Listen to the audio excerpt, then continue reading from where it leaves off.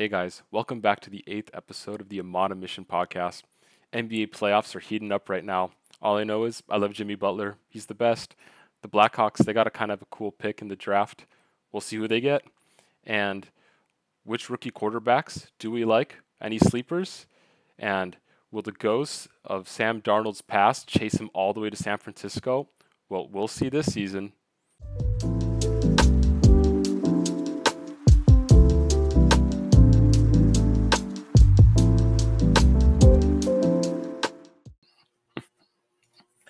Hey everyone again. So like I said earlier, a lot of NBA news, playoffs, a lot of fun. And so just to kind of kickstart it all, um, Celtics, 76ers, we polled you guys in our Instagram just recently, and a lot of you guys said that the Celtics are more likely to win this series. Obviously, the game's going on right now for us right now, but um, Josh, what do you think about, I guess, how the series is going right now? Yeah, I have the game pulled up actually right now. So it's kind of exciting. Hmm. Everybody on the 76ers is, as far as the big three, is like firing on all cylinders. So I'm a bit surprised. I think the Celtics are not playing up to their potential. Um, I think they're very disappointed in how they played game four, despite the fact that they came all the way back. Um, when I look at the mental mistakes that happened in game four, as far as Tatum bringing up the ball late, and then passing over to Marcus Smart, and his pass not being exactly accurate, having Smart to adjust so that by the time he let it go in OT, like even though it went in, his hand was still on the ball when when the time hit zero. I look at those things. Um, I didn't mind Bazula not calling timeouts in both instances. That's more for me. That's more saying he trusts his team. He trusts his team to make the right decisions, and it's just a matter of execution. They didn't execute properly. Smart, if he gets his elbow up a little bit before in regulation when he had that final shot, that shot's going in. It was on line. It hit the front of the rim. That's just one of those unlucky bounces. And they had really good defense leading up to that end of regulation to come back. So the thing that I'm struggling with, because I picked this team to go to the finals, they're not playing up to their potential. Like you can tell, like if Missoula has to get them to play well, motivate them to play defense well, that there's another level they're just not hitting. Um, and in Game Four, you saw what they could do when their defense is elite, hitting on all cylinders. So they had the potential to put the Sixers away. They should have done it in Game Four. They're already down in Game Five. There's a lot of game left, so we'll see what happens. But um, I hate to say it, absolutely the series can go either way. It all Hmm. depends on how Harden plays, but with Maxi, Embiid, and Harden going off right now, I think this is a series that can go 6 or 7. Hmm. Yeah, and yeah, just looking back at that, game four, um, they just let Harden, they let Embiid get hot, and just once you get into that rhythm, it's really hard to stop, and so it's kind of just snowballed into them going off and ended up leading, with the crazy overtime final shot by Harden, which obviously kind of made everyone. I think it shocked everyone. Obviously, both teams are I juggernauts of a team, to have in the playoffs. But like you said, I think a lot of people thought the Celtics would just have this series, and you know, with that crazy game four, and then how the 76ers are playing right now, it's kind of shaken up, which is a lot of fun to watch and kind of just see happen. But at the Absolutely, same more time, NBA games. Yeah, yeah, but it is like the big thing of like you got to make sure the superstars don't get hot and don't get going, so that you can stay in games and so that they don't play that, I guess, hero ball, and can and just one more point steal. to note on that. On that last 76ers possession, the Celtics are actually up two when Harden hit that three. Mhm. And it's kind of Jalen Brown's responsibility to stay locked in on that corner three spot. I think it was just a mistake. He even admitted it after the game. He Mhm. left to go check Embiid. Who cares Mhm. if Embiid makes that? It's a tie game. Missoula is still Mhm. probably not planning on calling timeout because it's going to let the game flow. The worst that happens is it's going to remain tied. Mhm. And um, and the fact that he just let him be Harden wide open in the corner for three that gave them the 1 point lead, that that kind of like shocked me that Jalen Brown, who's been to the finals, he has a lot of playoff experience at this point. But will make a boneheaded decision like that. So you look at the Celtics, and there's a lot of easy mistakes they can correct in this game. Mm-hmm. So it's while I say it can go either way, the Celtics can easily win the series. They can easily win the series, despite everything that's gone wrong for them. They just have to play like their potential was shown last year and in spurts. Mm-hmm. Um, and I'm looking at it now. Philadelphia's up by 9, so it's anybody's game. It's in the middle of the second quarter. It can go either way. Yeah, and obviously, yeah, in the game, like you said, teams going crazy runs. We don't know what'll happen, how this game will finish right now, but obviously, it's not looking super great for the Celtics, and hopefully, they kind of, I guess, get their defensive rhythm back and just making sure that the 76 to make sure they force the 76ers to force the ball around to kind of keep the ball out of their their superstar scores, and I think that's the best shot they have at winning this series right now. But I guess moving on to another game, we got Jimmy Butler, the best player ever, super great. But the question is, do the Knicks still have a chance? Do you think the Knicks still have a chance, or is all hope lost? It's not just that they're down 3-1. I genuinely don't think they do. I look at the body language of Julius Randle, just the pieces around him. It looked good for the first 2 games at their competitive toughness, and they played their hearts out in Game 4. Like that was probably like the best I've seen the Knicks play, to be honest. Mm-hmm. And it just wasn't enough. Like when the Heat finally have everything going with Adebayo now, Jimmy Butler, obviously going superhuman as always. And then you look at guys off the bench who are timely scorers and even starters, Kyle Lowry, Gabe Vincent, players like that. Like you need timely scoring from them, and they're getting the shooting that wasn't there in the regular season. And I think it's going to be too much for the Knicks to overcome. Mm-hmm. And if I were the Knicks, I'd be looking to upgrade from what they have in Julius Randle. They played well without him, and I think they just need a better upgrade from what he brings to the table, because it's one thing for him to play really well in the regular season. I don't think he's as good in the playoffs, and he's a little bit too predictable with his hand.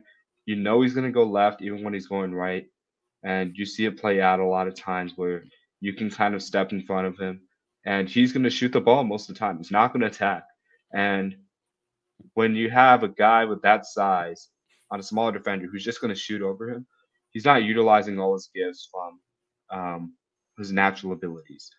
And it's not like he can't drive; he can. He's just not using it, and I think that's limiting their offense. And that's why I don't think they have a chance to win the series. Yeah. I just think the Knicks just lack a lot of, I guess, playoff experience on their roster right now. Obviously, I mean, because like you think about like the drought they've had, prior to just the recent success that they've had, it's a long time that they haven't seen the playoffs, and even like the guys they bring in from other teams, it's kind of like getting that team to mesh together so that they can go on those deep playoff runs. And so while they kind of, I mean, they did win a series already, but as I think this team gets more experience, just as a team in whole, and maybe bringing in a couple better players, maybe like upgrading, like you said, from Julius Randle, I think then they could make a deep playoff run. But they did great this season, but I do think that obviously they're going to get eliminated because the Heat are just better. Yeah, but, no question. Like it's a level of talent. That's one thing, right? Like I think Adebayo is better than Julius Randle. I think Jimmy Butler is better than Josh Hart or Jalen Brunson, as good as Jalen Brunson has been. And to be honest, they do have some of that playoff experience. They do have Derrick Rose.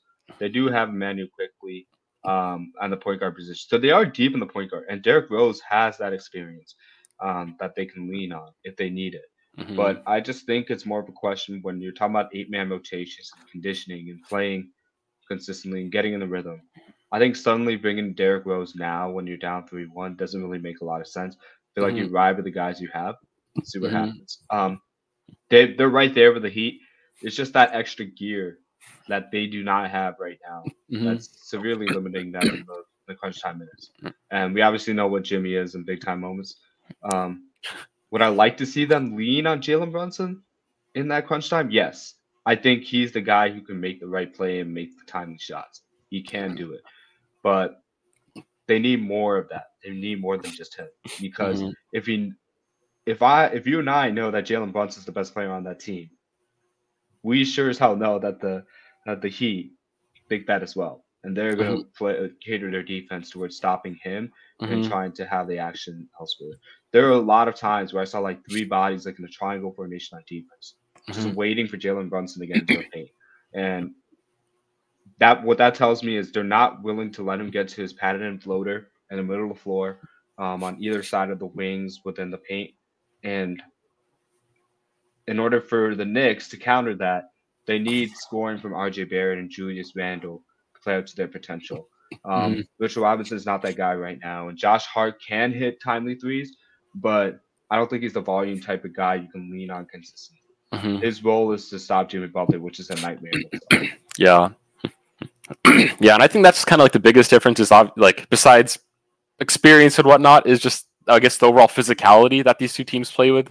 I mean, you kind of see that just from like the overall rebounding that both teams do as well, and obviously the team that gets the rebounds is more likely to win the game. And so, when you see that physicality, I feel like sometimes it can be, I guess, unnerving. Just to not get those rebounds and kind of just put you in a funk at times. So. What unnerved me is like Randall's comments at the end of the game. It's those kind of things where it's like the playoffs, you need every inch of motivation you can get. And to hear him say like maybe the Heat just wanted it more, Hmm. that's maybe that's what it comes down to. You don't say that to the public. Hmm. Like that's an internal thing where you don't. It's probably not a wise decision to say Hmm. that at all. And that's kind of like that to me. Like players are not going to say that outright on this team, but that just like completely downs the morale of your entire team. Hmm. Like, of course you guys want it. Why are you competing? Why are you getting paid? You want to win a championship. Like Hmm. you got to go out there and show it. You don't go out there. You don't go out there and question your team that way. In the tone he did, I think that was a mistake. And um, you they need an attitude adjustment too from the leaders because it's going to take that to even attempt to win 3 games in a row. Like it's still not over yet, but it's things like this that are why they're down. They need their stars and the leaders to act like stars in the playoffs. Hmm. And Jalen Brunson is doing it. I'm not discrediting him at all. But Julius Randle's got to get it together because one more loss and the Knicks are out. Yeah. um, I guess then moving on to the next game, you got the Suns and the Nuggets. Nuggets obviously got to a phenomenal start in the beginning. I thought they would just run away with the series, but obviously the Suns, they got some fight in them too. How do you think those games went, Josh? I absolutely love it. As a basketball fan, I love the offensive sets, offensive scoring. Devin Booker, unbelievable. Like if you look at the comparisons to MJ in the playoffs, like statistically, it's just absurd. Absurd. He's dominating Michael Jordan. Like Hmm. just in as far as like any statistical.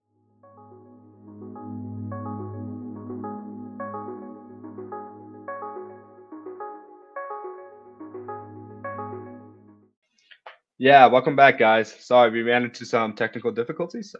So I'll jump back on my Devin Booker spiel up to Michael Jordan, but I think he's done a great job taking advantage um, of the one-on-one match that's presented to him when the defense is focused on Kevin Durant. And I think that's absolutely special. Kevin Durant's been his normal, efficient self. Um, there are times he gets got, like when he comes into the paint. Bruce Brown has done a good job on him on crucial, crucial possessions, I should say. But I think the Suns have massively improved. They've done a great job of really utilizing their bench, really utilizing role players. I would look for Landry Shamet to get more minutes because I don't think he's hitting 5 threes in a row. I think the Nuggets will try and game plan against that. Because if you look at a lot of the shots, they're wide open. They're wide open, and the Nuggets, not the Nuggets. What am I talking about here? The Nuggets are doubling either Devin Booker or Kevin Durant at random times. And that kind of defense is just way too easy for a team like the Suns who know how to score. And I don't anticipate he'll get that many wide open looks um, again. So we'll see what happens as far as the adjustments. But um, with that said, I think the Nuggets can still win this series because they have the altitude advantage along with being at home. Um, Mhm. as a result, the Suns still got to figure out what to do about CP3 coming back and how their pace of play is going to change when he comes back because they play a lot faster when he's off the court. And it's going to be Mhm. very challenging to see can they maintain that faster pace of play in Denver, um, where the altitude's higher and the role players are a lot more comfortable from the Nuggets side. So we'll see what happens, but I think it's anybody's series still. Yeah, I agree. That it is anybody's series right now. Obviously, that most recent loss for the Nuggets was really heartbreaking for them, especially after Jokic's game. Like that, his game was crazy. I saw his end stat line, and I'm like, geez, man, like you can't ask a player to do any more than what he did that night. And it's We not gotta like stop sleeping on Jokic, all of us. He's one of the top 5 players in the NBA. I'm gonna say it. Yeah, and it's not like he alone was the one scoring points for their team. They had other guys. I mean, Jamal Murray. Obviously, he's playing just as good. I mean, like what more can you ask from the two of them, right? Um, and so it is up to I guess their role players, the guys off the bench, to step up and I guess help the team as much as they can. Obviously, they're not the stars of the team, but you really need those guys to step up in order to beat a powerhouse team with Devin Booker, Kevin Durant, who have been hot, except minus like I guess those first two games, even though they still played relatively good. But Booker played really well. He's been playing very well these class. He's been tearing it up, like I mentioned with the MJ comparisons. He's not the reason why the Suns yeah, are lost those for two games. I hmm think Durant's finding his footing. It took him a little bit of a while, but it seems like the Nuggets play better when Jokic is not scoring for 50. hmm Because if you look at their wins, it's like 6 players deep, like 6, 7 players who are in double figures, like scoring a lot, hmm moving the ball, like making sure everybody gets involved. Because that way you're making sure the Suns guard everybody. If you're hmm just letting Jokic go 1-on-1, yeah, that's a mismatch in general.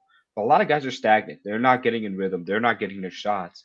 hmm So it's going to be really hard. Like if they decide to leave Jokic 1-on-1 5 straight possessions, and all of a sudden the sixth possession they just double, and then now they're caught in rotations, and the Nuggets are passing it around because they're trying to find the open man. hmm yeah. It's a lot to ask for those Nuggets role players to start shooting like out of the blue like that and get that rhythm again. Yeah, and I think we kind of saw a lot of that with Michael Porter Jr.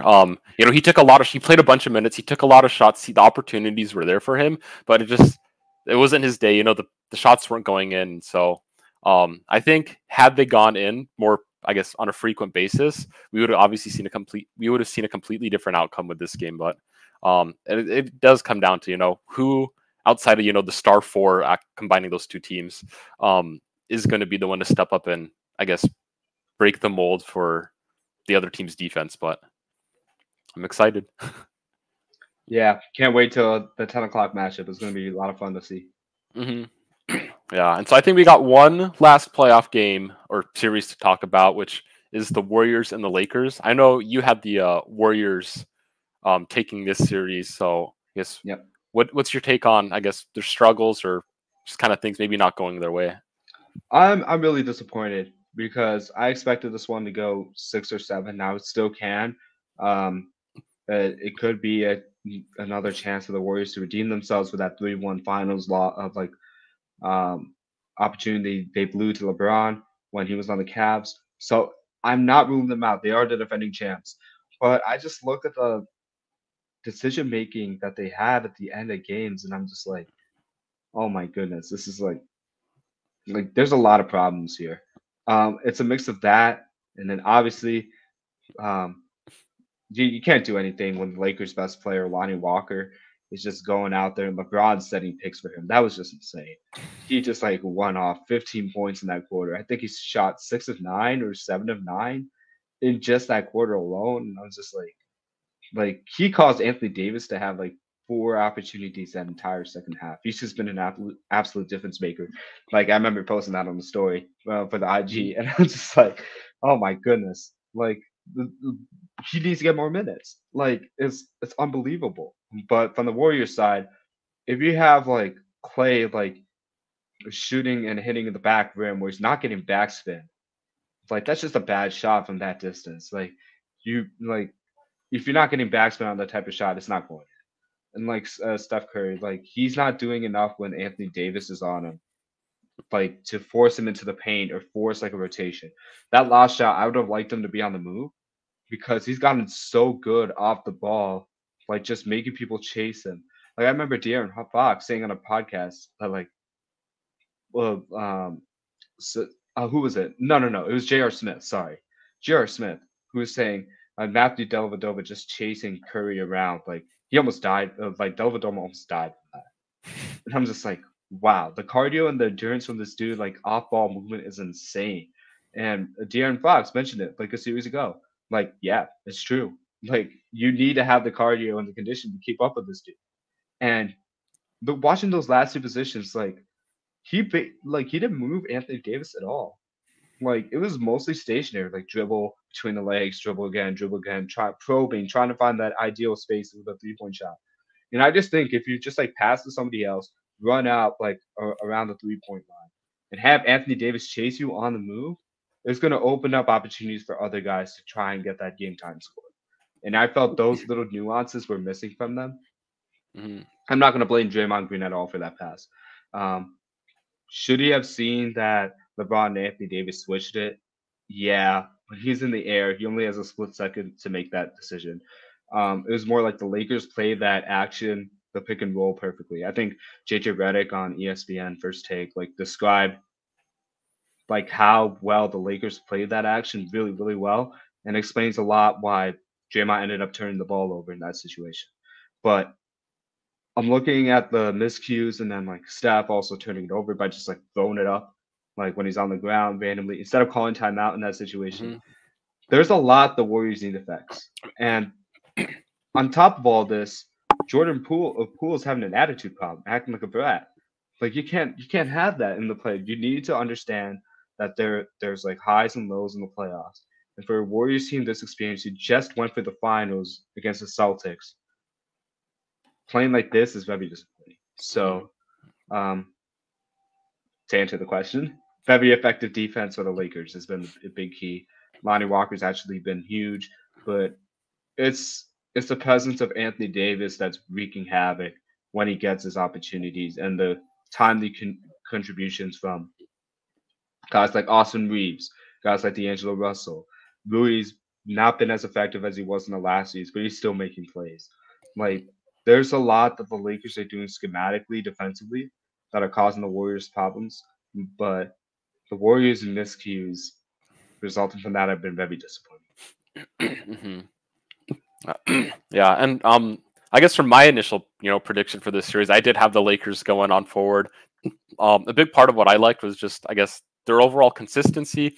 Obviously, they had bad games here and there, but I think what I really liked seeing from them was the fact that outside of obviously LeBron and Anthony Davis, one or two guys did kind of get a hot hand in each one of those games. Yeah.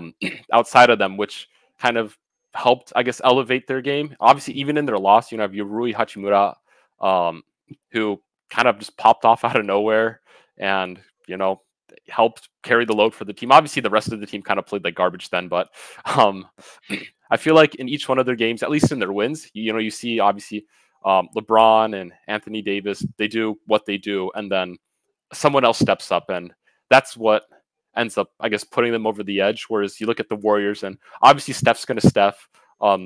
Clay, I mean, he had his one phenomenal.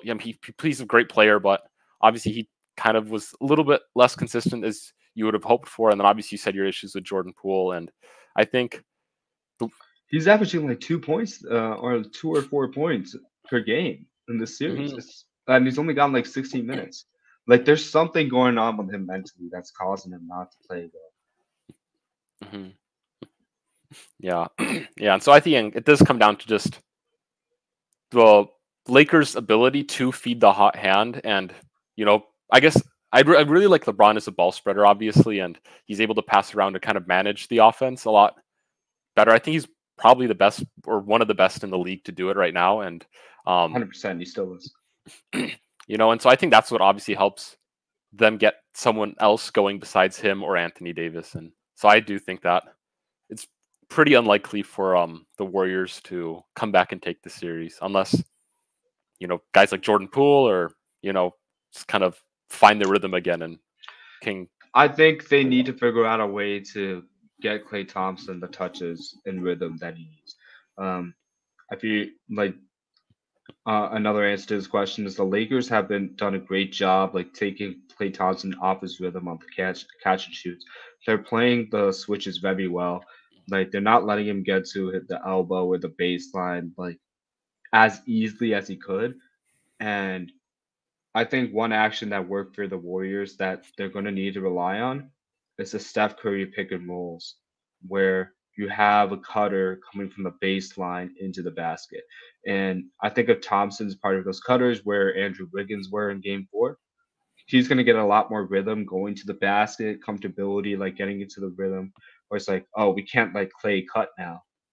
Then he's gonna get a little bit more space to work with those pull up jumpers, his catch and shoots that he likes to shoot. But Steph can't do it by himself. Not against these Lakers. I think he needs a secondary guy. I don't anticipate Draymond Green suddenly going for 30, hitting like six of these a game. But I definitely think that Klay Thompson's that guy. Hmm. Yeah. Any other, I guess, thoughts on just any of the games in general, or? Yeah, quick halftime update. Sixers are up 48 sorry, 58 to 49 on the Celtics. They're doing an effective job spreading the ball around. You'd like to see the spacing be better on the Celtics side, and more like court awareness by Derek White and Jason Tatum. But I think the Sixers are playing a really good job defensively on them. So we'll see how Boston adjusts and see if they come up with a win or whether the Sixers are going to go up 3-2. Mm-hmm. So moving on to a bit of Chicago sports. I'm sure if you're a hockey fan, you're pretty happy in Chicago. Blackhawks, they won the draft lottery. They're picking first. So is Connor Bedard a sure thing for the Blackhawks, or thinking they go someone else? I can't say he's a sure thing, but he is 17 years old. So like, the one knock against him is he doesn't have the frame for like the NHL. Basically, they're saying he's not tough. And I think if you watch his highlights, he does play with a lot of toughness. He plays aggressive, he plays hard. That's all you can ask for a guy coming from the center position. So it's just a question of whether he's going to play wing or center for the Blackhawks. I think they should draft him. He's like one of the best talents. His shot making and his passing is unbelievably crafty. Uh, the one thing he can do well is be one-on-one defenders, and you need that from your star player and your wing player. There's a lot of comparisons to him being like Patrick Kane, granted because the Blackhawks are in the position to draft him number one, like they did with Patrick Kane. And while I wouldn't say he's Patrick Kane yet, he still has to play like a game in the NHL. He he brings a lot of promise to the Blackhawks. Um, he's not the only answer they need. They have a lot of needs. They're looking at a couple forwards right now and wing players that can definitely help him out. But I think he is. He brings like an offensive focal point to them, and that's the one thing they need, especially when they shift out Patrick Kane, Jonathan Tays, and let go of that era that made me so happy. Mm-hmm. Yeah, I think it's a nice thing to have the number one overall pick. Obviously, it's not so fun the path to get there, but yeah, I mean, obviously, everyone's talking about Connor Bedard. Hopefully, he's the guy. Obviously, it'd feel awful that if he sucks, and but I feel like with these shorter or like these more, I guess, drafts that are more impactful in that first round, it is nice to be able to select someone up high. And I don't know too many of the other prospects in, I guess, this upcoming class for the NHL draft, but the fact that people are talking about him, I think, is a really big thing and very, I guess, exciting thing for big time Chicago Blackhawks fans. But that's the most I have on him, really. But I think Yeah, it's we'll good. discuss more NHL as we get through more of the NBA games as well. Um, so we'll have more on like the draft prospects and who are good fits. Like, what do we think about the NHL playoffs? We just haven't been Mhm. active on it. Um, Florida Panthers are still cruising along. New Jersey Devils are still doing really well. Um, we want to see what happens. How do the Leafs respond to their recent loss? But there's a lot of important stuff to talk about hockey. So we'll get you more covered on that. Just thought we'd touch upon that as well. Yeah.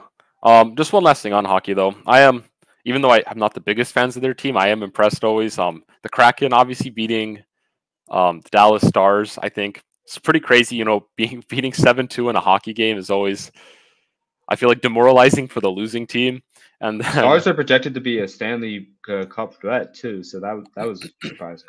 yeah, because I'm not 100% sure, but I'm pretty sure they won it like within the past 2-3 seasons.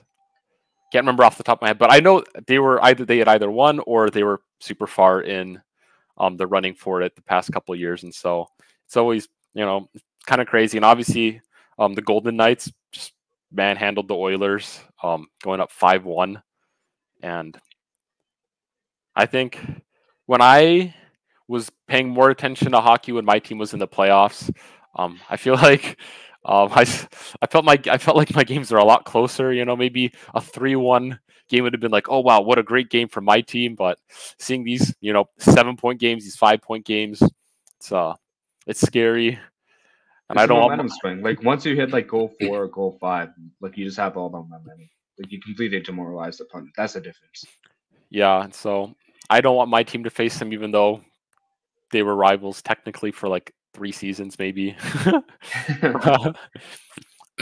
But yeah, a quick, I guess, MLB update as well. Obviously, Yankees are kind of making some news with the current standings, but I know Josh was kind of excited to talk about this. You want to kind of head this up?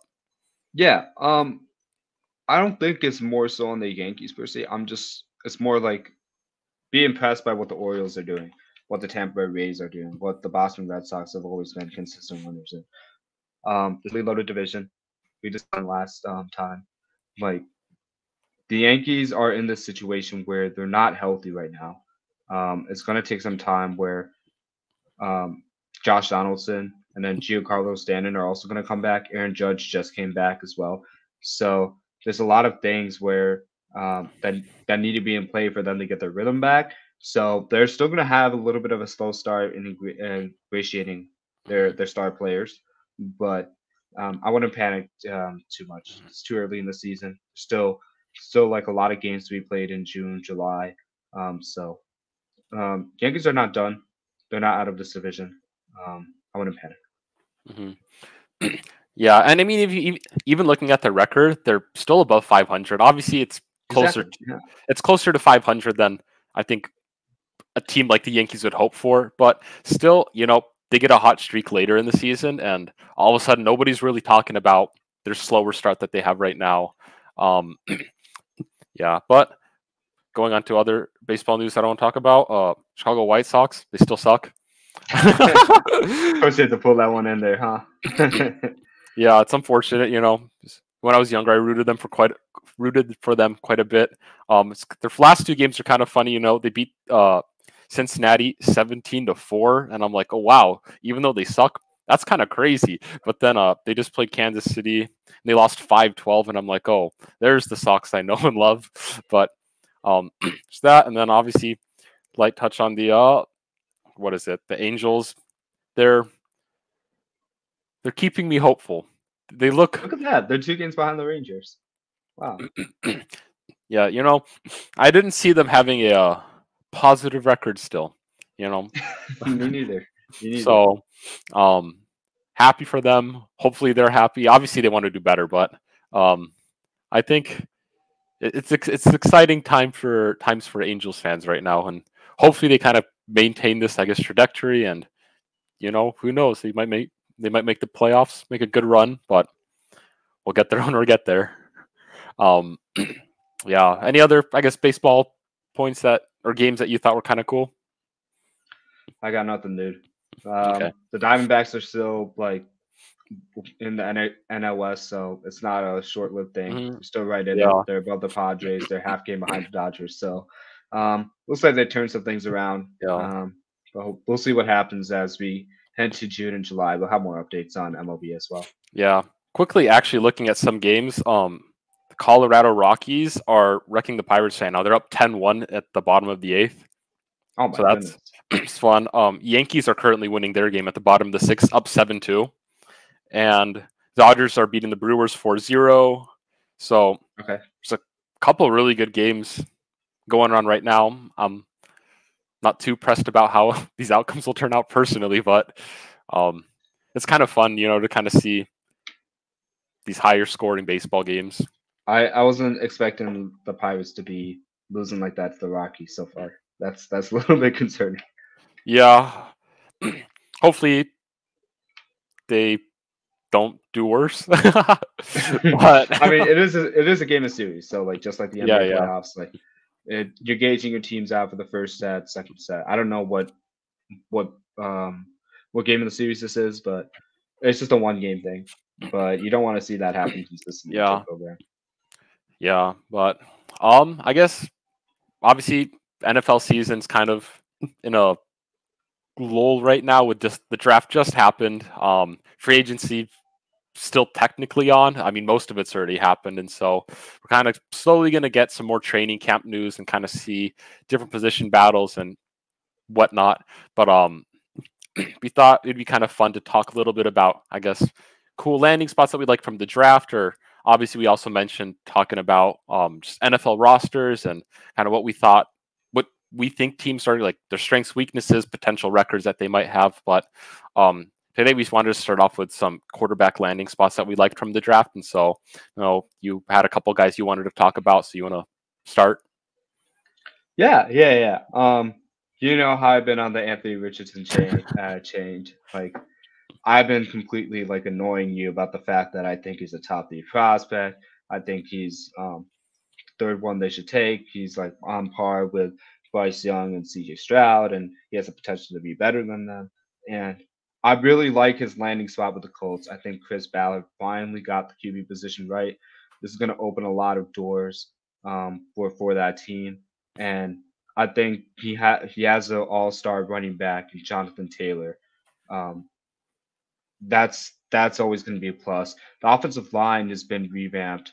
I think like and I'm saying this sans like Quentin Nelson. Obviously, Quentin Nelson is 101, but like adding to that offensive line is huge. Um, I I would love to see what happens to Jelani Woods. I think he's a sleeper tight end. Michael Pittman's your number one. Even though you let go of Paris Campbell, you still have Alex Pierce. And I'm forgetting the slot receiver they signed. They got somebody from the draft on Yeah, the I know. on the Oh, wide who did they receivers. get? Oh my gosh, I'm so stupid for forgetting these. I feel you on that, man.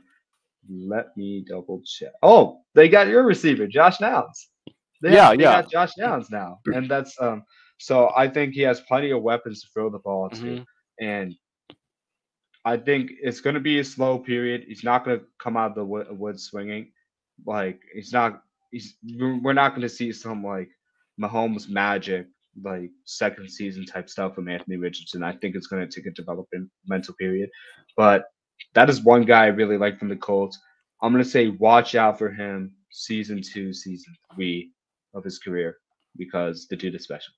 Dude Hmm. can do everything. The thing he's just missing is just patience in the pocket on the easy throws and like the intermediate throws. And that again, he didn't have a good receiving cast. He was really good on the deep throws. A lot of his percentage throws were low because he was asked to throw it deep a lot of the time. And he was really good as far as placement and accuracy, but there were a lot of drops. So there's a lot to like to him athletically. He's more technically gifted than people think. It's just that he doesn't have a lot of game experience, but that doesn't mean he's inexperienced. Hmm. Yeah.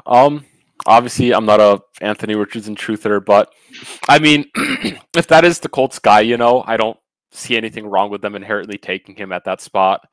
Um, and obviously, I don't wish or like pray for anybody's downfall in the NFL. And so obviously I hope he does have a successful career, especially because when you get drafted that high and don't play as well as you hope to, kind of sucks. You don't want to be Josh Rosen, chosen Rosen. Um, Come on, man. yeah, there were 9 mistakes taken ahead of me or something like that. But yeah, I don't know. I really like this quarterback class. Obviously, I think a lot of players went in good like spots with draft capital. Like, I mean, Will Levis, I think, like, I don't think he's a first round talent. Titans liked him enough, to take him at the top of the second round. Um, and so when you take a guy up that high and you got a guy like Ryan Tannehill up ahead, you can, I guess, hope that he can develop under. It's good. Obviously, I like Hendon Hooker. It'll be interesting to see how he pans out. So obviously, Jared Goff played pretty good football last season, and um, if he plays good football again this season, he might get a nice extension there, and we'll kind of see what happens to Hendon Hooker. Obviously, if Jared Goff all of a sudden sucks, like way bad, think he gets playtime there. Think Stetson Bennett was an interesting pick in the fourth round. What do you think about him? Yeah. I talked about him on the last episode, but he's my second guy on the list. I really love his fit to the Rams.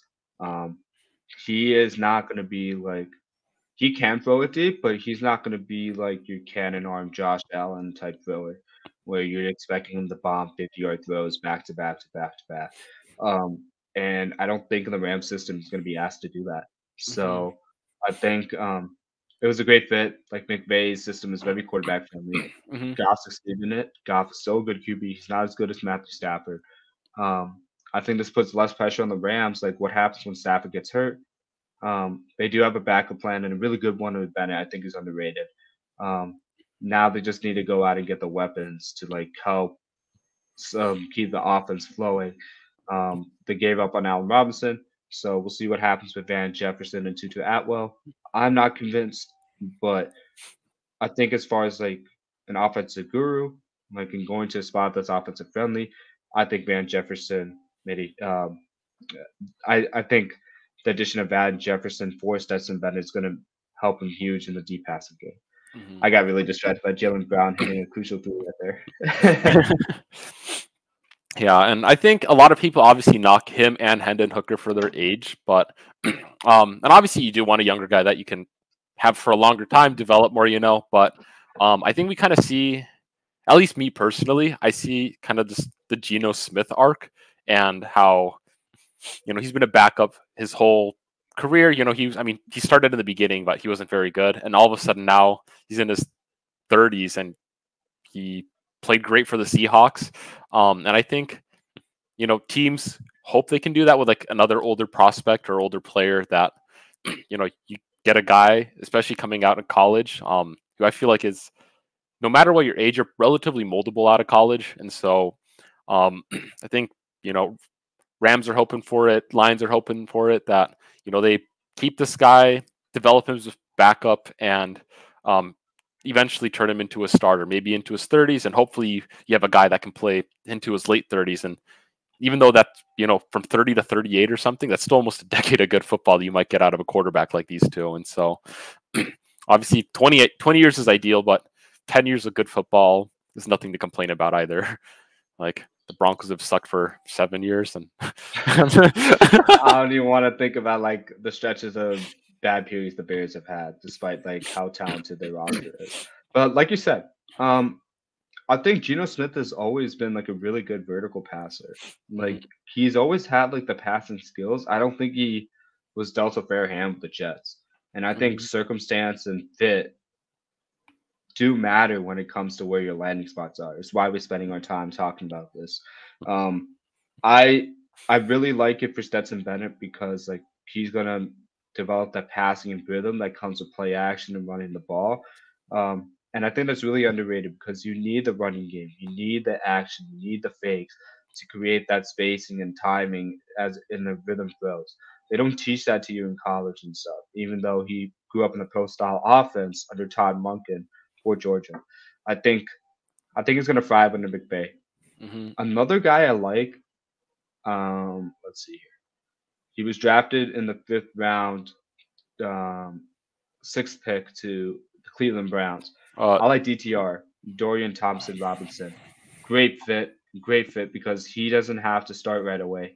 Plays under Deshaun Watson, who's another mobile QB. He knows what he's doing. He's not pressured to start right away, and he has all the tools to be a really like he has all the tools to be like an Anthony Richardson um, projection. Like he's not going to be like he's going to be a budget Anthony Richardson, but I still think that's really good in the NFL, especially for the surrounding cast. You got Nick Chubb, I think he's the best back in the NFL personally. Then you have Amari Cooper, you add Elijah Moore, you still have David Bell, you have Donovan Peoples Jones. That wide receiver room is like 4 or 5 receivers deep. Um, See what happens to Harrison Bryant. He's buried on the depth chart right now. But you have David Njoku starting at tight end. Your offense is loaded, and the offensive line has always been really good. He's walked into a great situation again, similar to like the McVay system under Stefanski. He knows how to craft an offense around what the player does well, and I think DTR can really develop where in like year 3, year 4, he could be a starting quarterback for the Browns if for whatever reason, like Watson's not the answer, which I highly doubt. I still believe in Watson's talent. Um, so that is one spot I really liked. What do you think about DTR? yeah, I think I like that spot as well. I just liked him as a prospect in general. I think almost no matter where he went, as long as he was a backup, I think I was liking his so obviously I don't think obviously he's taken the 5th round for a reason. He isn't at that, day one starter level, obviously, but sitting behind a guy like Deshaun Watson, I think is, good for player development. And I do think Deshaun Watson has good football in him still. Obviously, he missed a lot of playing time. And so he's obviously going to be rusty coming back to play football. But you look before his all the shenanigans that he had. He was playing really good football. He was, up there with like the Mahomes talk of, the next, I guess, era of superstar quarterbacks. But Uh, uh, wacky guess who I shenanigans. wanted the Bears to trade up to get when I thought they were trading up? Who? Watson. That just bothered me. I noticed how you mentioned Mahomes and Watson there. That's nothing to do with what we talked about now, but it just reminds me that they traded up to John Trubisky. Makes me sad all over again. But yeah, no, I get your point. Watson still has a lot of playing time left. I agree with that. And that's good news for DTR because he doesn't have any pressure to start right away. You can take the Jordan Love route. He can just sit, develop, wait his turn, stay ready. Worst case scenario happens, he gets an opportunity to start in a really good setup and really start. So I liked him. Are there any QBs that you liked in particular in the later rounds? I know you mentioned a couple like Will Levis and Hendon Hooker, and then Stetson Bennett as well. But what do you think like past round 4? Are there any ones that you liked a lot? Um, I low key like the Max Duggan pick. Same. I mean, obviously he didn't put on the greatest of shows in the championship game, but he's still he's a solid quarterback. He's obviously not going to be the one. You're not asking him to start. You're just asking me a backup. And I think looking at like the past couple years of like backup tier quarterbacks entering the draft, I feel like they were taken a lot higher, and just really sucked. Whereas I feel like Max Duggan, he's at a similar to yeah, I'd say maybe a similar caliber to a lot of those guys, but you get him in the 7th round instead of, taking a shot, 3rd or 4th round on some random quarterback that just is not good at football. And so I think that's a good spot for him. Obviously, and the Chargers, I think, have a good system despite their lack of overall success. I mean, Justin Herbert, he's a great quarterback. I think Max Duggan it's a good opportunity for him to sit behind someone like that and he could develop into a starter, or he could just be a great backup for many years.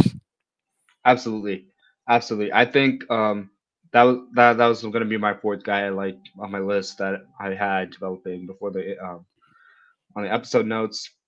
He's walking into another really good offense led by now Kellen Moore, and again, Justin Herbert's in the league QB. He's not going anywhere. He's like right with that. Like on that list of top 10 QBs, like 9 of them are in the AFC. Like, yeah, and he's going to belong on that list for the next 10 years. There's nothing stopping him from doing that.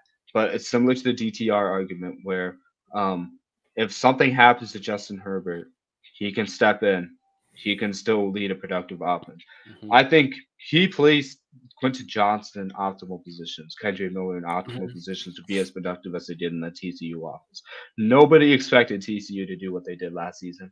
And I think his development was a huge reason why. He knows how to see the field. He knows how to buy time with his legs, make the right reads. He's not going out there looking to play superhero like Lamar.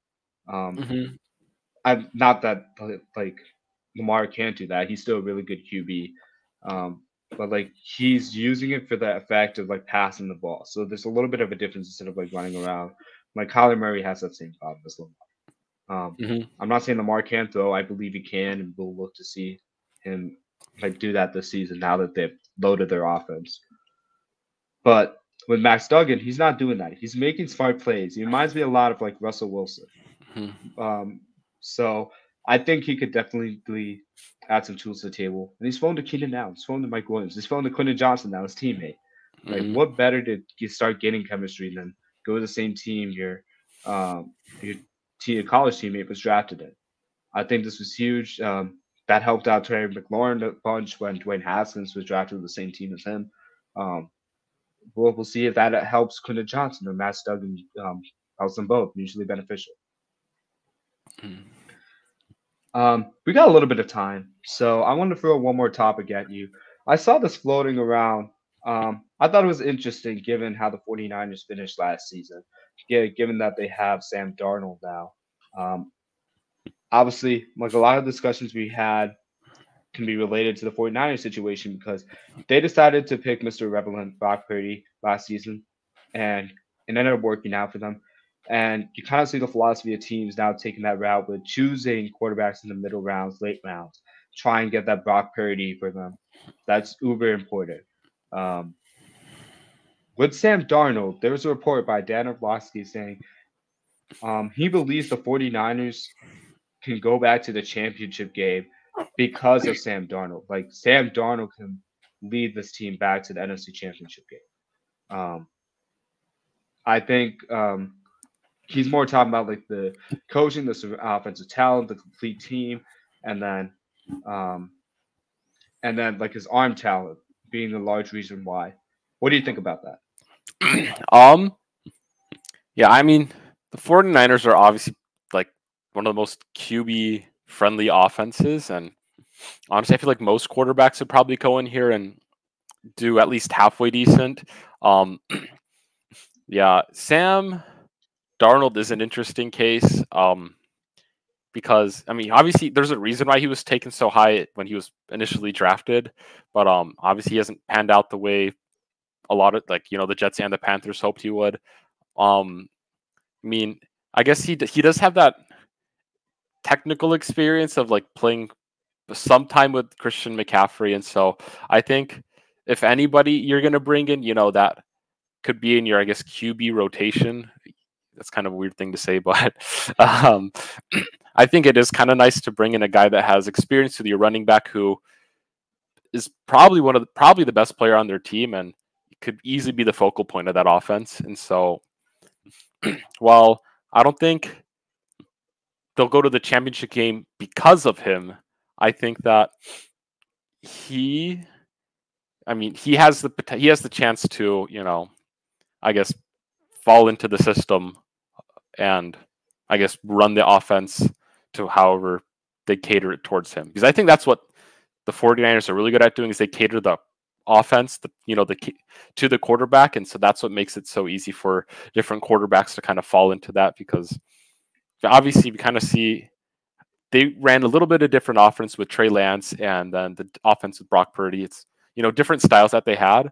And so, I mean, I think if they were to play with Sam Darnold, they'd definitely play to his strengths. But um, again, it's like he's had a bit of struggles in the past as a quarterback. So I don't know what'll happen. Yeah, I agree with a lot what you said. I think there's a valid take in this. Um, Sam Darnold is a really talented passer when the pocket's clean. Really, really talented. He knows how to spin the ball. I think he's another one of those test cases where like he was brought up in bad environments, like suboptimal coaching situations, and he never got a chance to stick in one system for like more than 1 or 2 years where he was developing his game individually. And I still remember that one quote where against the Patriots where he's like he's seeing ghosts because like he just never had the technical development to learn how to counter that at that time. So there's a lot of there's a lot I like from this move, um, and I understand the reasoning. There's a lot of variables that come along with it. Obviously, health is a huge reason for the team. So, well, we hope the 49ers are healthy again. We hope that they make a strong run because they look like a championship caliber team, like on all sides of the ball when Brock Purdy was healthy. Um, and I think they can. I think they're one of the teams that could have made it a competitive game against the Eagles Hmm. had they had a QB on that caliber, where you're just asking them to deliver the ball to an open spot, beat the defense, understand the leverage, and move forward with that. So I do think he's that guy that can lead them to the championship game, provided he develops in this offense. You're Hmm. not asking them to do this too much. You're asking them to be the point guard, and you're not asking them to like scramble, find the open receiver, create on his own. And I think that's a huge difference. It's more like a system created QB. And I know you mentioned this in a couple of times in the podcast.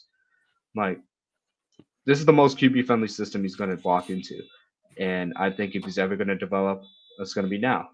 Hmm. Um, I don't think the 49ers have to worry about a situation like that happening again because they're going to get Trey Lance and Brock Purdy back from injury, but you can never be too sure. So Hmm. um, they ensure themselves by bringing Sam Darnold in. Hmm. Yeah. And 49ers, they do have a great offensive line. Obviously, they're missing a right tackle right now. That's kind of a bummer for them. But overall, you got great players on that offensive line that can create that clean pocket that you said that, Darnold can excel in if he can excel. But yeah, I like those points too. Who I, they didn't draft a QB this round. No, they didn't. I don't They think didn't so. draft a No, QB. No. no. So Darnold would serve as a QB3. I don't think Lance is going to fall that far unless something happens with his ankle that sets him back. Hmm. But it's an interesting test scenario. I think 49ers are well equipped at QB now to like withstand like injuries at that spot. But it's an interesting discussion to see like if the worst case scenario happens to them at the QB spot again, would Sam Darnold be an improvement over Josh Johnson? I think absolutely. I think absolutely. Um, but you better not change your offense and force him to be like Trey Lance or something. Just force him in the Brock Purdy role where he's like in the play action. Let the scheme create the mismatches, and then just ask him to find those mismatches that are wide open. I think he can do that perfectly fine. It's not too much to ask of him. Hmm. Yeah. Um. Any other things you want to talk about? I think I'm pretty set for this for now, but Yeah, no, interesting discussion. I know, like next week we're gonna have a lot more updates. Um, right now, as another update on the Sixers and Celtics game, Sixers are running away with this one. Harden just missed a free throw, but they're up 16, and the Boston Celtics seem to be running away with this thing. Um, hmm. I don't know what's gonna happen, but if you're a Celtics fan, you better hope they pull it together because there's still a lot of minutes to be played. I think there's 14 more minutes in this game, so we'll see during that time if they can figure out a way to dig deep and make this a competitive game and try and win on their home floor. Hmm. Yep. But yeah, I'm excited to talk about more NBA next week. Obviously, we'll have more the playoffs are still going, and NHL playoffs NHL playoffs are still going. MLB, and hopefully there's something cool with the NFL next week. But if not, we'll find something cool to talk about anyways. But We'll talk about the running backs. I find the discussion fun to talk about. We like QBs. We value them differently. You saw from the list of we picked out like 7 QBs. Running backs, I'm sure we'll have a lot of good takes. I can't wait to hear your take on Roshan Johnson next week. But stay tuned to that one, guys. Yep, this will be fun. But see you around. Bye bye. Peace.